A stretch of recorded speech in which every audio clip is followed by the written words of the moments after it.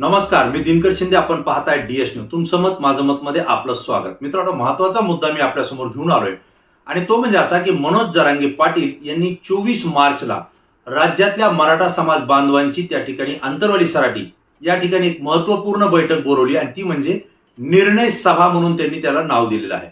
मित्रांनो, मार्च महिना सुरू आहे आणि जवळपास लोकसभेच्या निवडणुका सुद्धा जाहीर झालेल्या आहेत.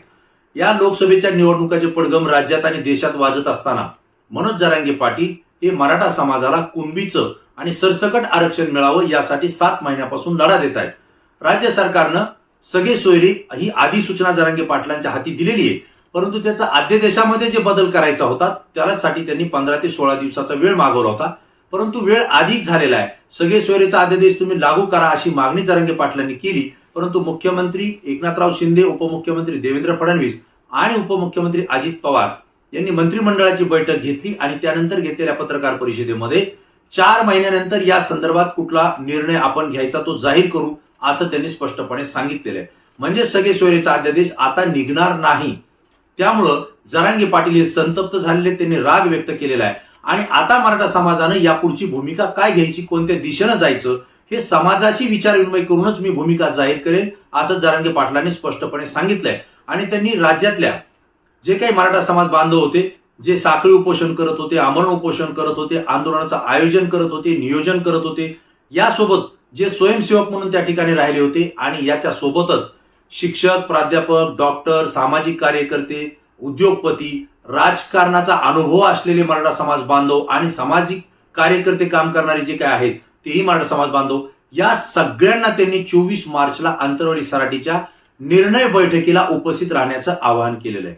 आता मित्रांनो, या बैठकीकडे सगळ्या राज्याचं लक्ष लागलेलं आहे, कारण ही बैठक होणार आहे, परंतु या बैठकीचं स्वरूप हे सभेमध्ये होणार आहे. कारण आपण पाहतोय की जरांगे पाटलांनी गाडी जर सुरू केली, ती गाडीत जर बसले तर आपोआप त्या गाड्यांची रॅली त्यांच्या पाठीमागे तयार होते आणि जर जरांगे पाटील जर गाडीतून उतरले आणि बैठक घ्यायला गेले तर लाखोंची सभा त्या ठिकाणी उपस्थित होते आणि हा इतिहास आणि रेकॉर्ड हा जरांगे पाटलांच्या नावावर होतोय, हे संपूर्ण महाराष्ट्र पाहतोय. आता 24 मार्चला जरांगे पाटलांनी सभा आणि बैठक का बोलवली, त्याचं कारण असं आहे. हा प्रश्न उपस्थित यासाठी होतोय की 24 मार्चला आपल्या राज्यामध्ये, देशामध्ये होळीचा सण आहे. होळी सगळ्यांना माहिती आहे, सगळ्यांच्या घरोघर होळी पेटवल्या जाते त्या ठिकाणी आणि आपल्याला माहिती आहे की या होळीमध्ये वाईट विचार, वाईट प्रवृत्ती, जे काही वाईट गोष्टी असतील त्याचं सुद्धा दहन अनेक ठिकाणी केलं जातं. व्यसनांचं सुद्धा दहन केलं जातं, म्हणजे असतील तंबाखू असेल, गुटखा असेल, दारू असेल, सिगारेट असेल, याचं सुद्धा या होळीच्या दिवशी दहन केलं जातं. तर बऱ्याच ठिकाणी कचऱ्यांचे ढिगारे सुद्धा होळीच्या दिवशी जाळून त्या ठिकाणी त्याचा सुद्धा अंत केला जातो, हे आपल्याला माहिती आहे. म्हणजे थोडक्यात काय की वाईट विचार, वाईट कृती जे काही असेल तर त्या होळीमध्ये ती संपून टाकायची आणि त्यानंतर पुन्हा पुरणपोळीचा बेत राज्यातल्या घराघरामध्ये केला जातो. त्यानंतर मात्र आनंद साजरा केला जातो. हा सगळा इतिहास, ही संस्कृती तुम्हाला आम्हाला माहिती आहे. मग होळीचा सण येतोय 24 तारखेला आणि त्याच्यानंतर 25 मार्चला धुरोळी येते, म्हणजे रंगपंचमी येते. मग जरांगे पाटलांना हे दोन्ही सणाचं महत्व माहितीये, तरी सुद्धा त्यांनी 24 मार्चला बैठक का बोलवली, हा या ठिकाणी प्रश्न उपस्थित होतोय. म्हणजे याचा अर्थ असा आहे की ज्या ज्या काही गोष्टी झाल्या असतील त्या सगळ्या वाईट गोष्टी, वाईट विचार, वाईट प्रवृत्ती या ज्या काही असतील याचा त्या 24 मार्चला होळीच्या दिवशी आपल्याला अंत करायचा आहे, संपवायचंय, त्यांना बाजूला सरकून तो विषय बंद करायचा आहे आणि नवीन विचारांची आपल्याला त्या ठिकाणी पुन्हा एकदा रंग उधळायचे. ते रंग काय असतील हे जरांगे पाटील 24 मार्चला होळीच्या दिवशी तमाम मराठा समाज बांधवांशी चर्चा करून तो निर्णय जाहीर करतील. मित्रांनो, जरांगे पाटील आणि मराठा समाजाने जो निर्णय घेतला तो राज्यावर आणि देशावर पुरोगामी, म्हणजे जास्तीत जास्त कालावधीपर्यंत तो परिणाम करणारा दिसेल असं आपल्याला दिसतंय. दुरोगामी परिणाम करणारा तो असेल असं या ठिकाणी आपल्याला म्हणावं लागेल. मित्रांनो, मला आपल्याला सांगायचं की लोकसभेच्या निवडणुका लागल्यात, राजकीय पक्ष आपली उमेदवारी त्या ठिकाणी जाहीर करतायत. कोणती जागा कोणत्या मित्र पक्षाला सोडायची याचीही चर्चा होतीये, रंगताना दिसते. नको ती माणसं ध्येय सोडून, तत्व सोडून एकमेकांच्या सोबत येत आहेत. हे सगळं जरी खरं असलं तरी जरांगे पाटलांच्या 24 मार्चच्या सभेकडं संपूर्ण राजकीय पक्षांचं लक्ष लागलेलं आहे. त्याचं कारण आहे, जरांगे पाटील त्या ठिकाणी काय संदेश देत आहेत आणि मराठा समाज काय संदेश घेऊन राज्यात जातोय, त्यानंतरच राज्याची निवडणूक कोण जिंकणार, कोण हारणार हे सुद्धा त्या ठिकाणी ठरणार आहे. कारण जरांगे पाटलांच्या भूमिकेनंतर अनेक पक्षाच्या उमेदवारी सुद्धा बदलतील अनेक मित्र पक्षांना जी उमेदवारी मिळाली नाही कदाचित त्यांना मिळेल, आणि ज्यांना मिळाली त्याची उमेदवारी सुद्धा कमी होऊन पुन्हा नवा उमेदवार त्या ठिकाणी उभा राहू शकतो, जर जरांगे पाटलांनी आपली राजकीय भूमिका त्या ठिकाणी व्यक्त केली तर. आणि तसं होण्याची शक्यता जास्त दिसते. मला तर त्या पद्धतीची खात्री वाटते. त्यासोबत वेगवेगळ्या राजकीय मंडळींना आणि विश्लेषकांना सुद्धा जरांगे पाटलांच्या या 24 मार्चच्या सभेकडे काय होतंय हे सांगायची सुद्धा हिंमत होत नाही.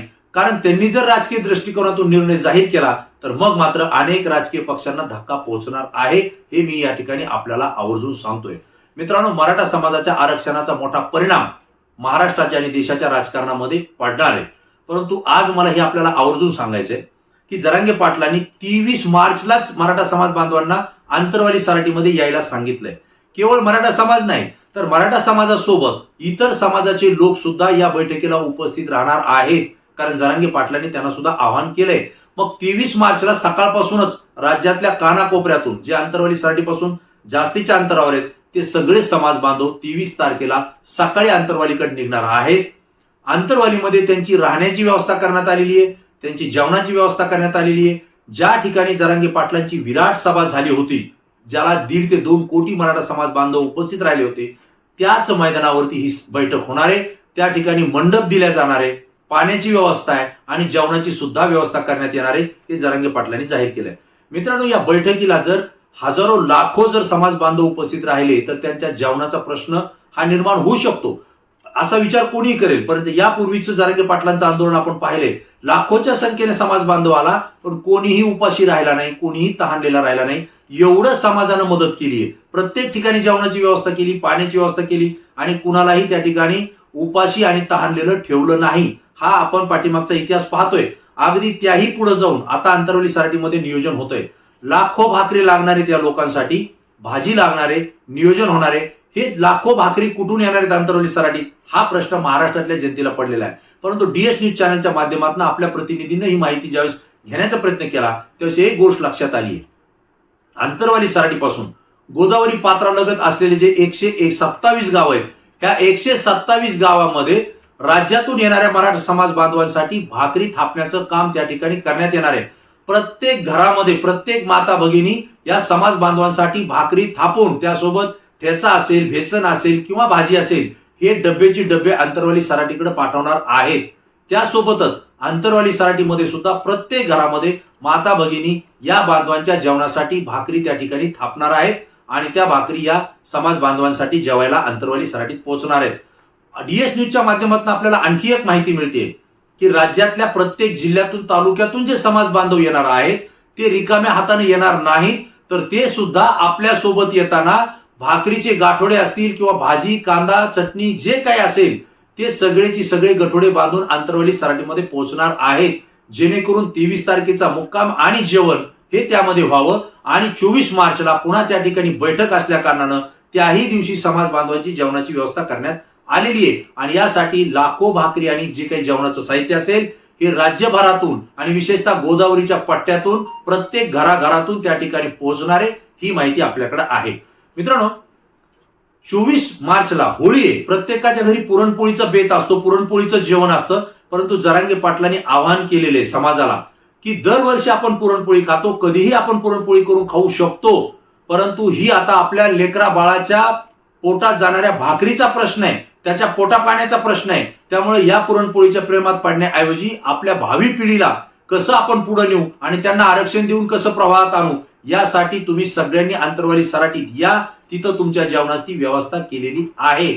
मित्रांनो, काही लोक डीएस न्यूजशी बोलताना किंवा आमच्याशी चर्चा करताना सांगतात की होळीचा सण आहे, पुरणपोळीचा सण असतो आणि अशा वेळी मराठा समाज बांधव आंतरवालीत येतील का? मित्रांनो, जरांगे पाटील ज्यावेळेस बी हाक देतील त्यावेळेस लोक कोणत्याही स्थितीत असू द्या, कोणत्याही कामात असू द्या, रात्र असो की दिवस असू द्या, ते बाहेर पडतायत. आणि जरांगे पाटलांच्या स्वागतासाठी आपण पाहिले रात्र नाही पहाटेपर्यंत हे लोक त्यांचे विचार ऐकण्यासाठी थंडीमध्ये उन्हामध्ये त्या ठिकाणी बसलेले आपण पाहिले, तर तेही लाखोच्या संख्येनं.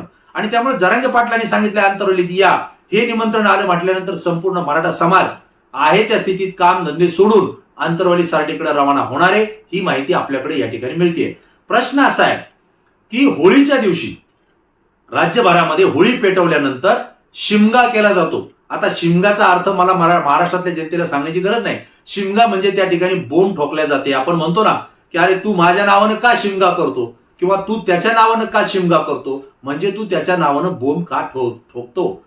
याच दिवशी, होळीच्या दिवशी होळी पेटवल्यानंतर वाईट विचार, वाईट प्रवृत्ती, वाईट जे काही गोष्टी असतील त्याचं दहन केल्यानंतर पुरणपोळीच्या बेताच्या वेळेला अगोदर बोंब ठोकल्या जाते, शिमगा केला जातो. मग मराठा समाजाची जरांगे पाटलांनी लाखोची सभा ही आंतरवाली सराटीमध्ये होळीच्या दिवशी बोलवली आहे. आणि त्यानंतर विचारांची देवाणघेवाण झाल्यानंतर नेमकी कुणाच्या विरुद्ध हा मराठा समाज शिमगा करणारे हा प्रश्न या ठिकाणी उपस्थित होतोय. आणि ही बघण्यासारखी गोष्ट आहे, लक्ष ठेवण्यासारखी गोष्ट आहे.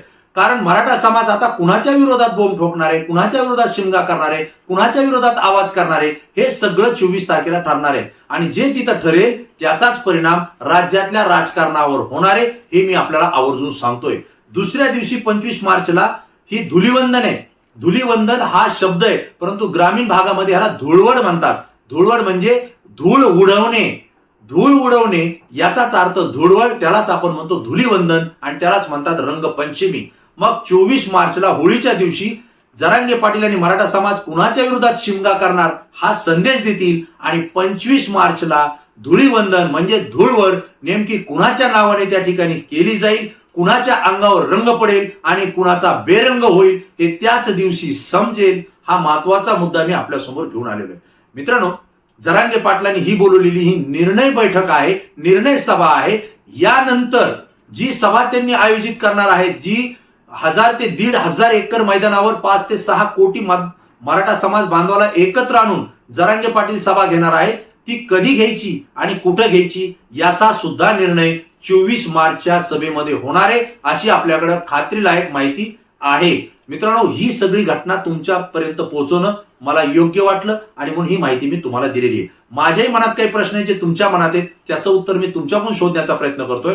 जरांगे पाटलांना होळीचा आणि धुळवडीचा सण माहीत असताना मराठा समाजाची एवढ्या मोठ्या संख्येनं जरांगे पाटलांनी 24 मार्चला सभा बैठक का बोलवली असेल, तुम्हाला काय वाटतं याचं उत्तर द्या. आणि निश्चितपणे जरांगे पाटील आणि मराठा समाज राजकीय दृष्ट्या काही निर्णय घेणार आहे का, आणि घेणार असेल तर काय घेईल, कोणाच्या नावानं त्या ठिकाणी शिमगा होईल याचं सुद्धा मला उत्तर तुमच्याकडून हवंय.